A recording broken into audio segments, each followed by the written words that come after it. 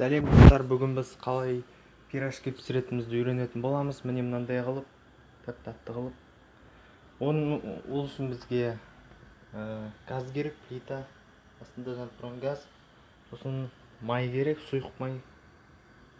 Және де біздің керемет прибор керек. Және дайын қамыр мен ішіндегі заттар керек. Так, бірінші болып піспеген самсаны саламыз.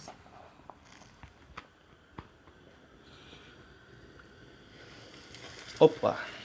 Енді былай аударамыз.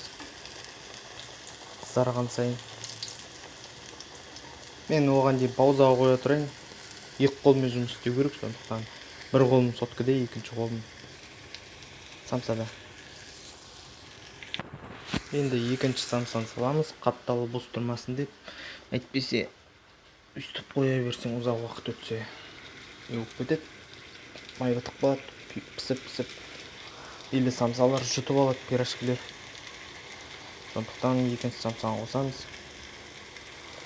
Піскен күтейік енді. Мына біріншісі пісіп жатыр сәлдеп. Екіншісін біраз күтеміз.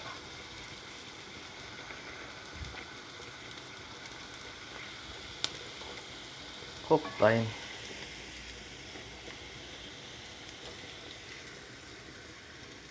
Бетіп сілкіп аламыз, майы таңып кетпес үшін. Енді мынаны аударамыз былай. Бір қолмен ауыр. Қиын деген бұл.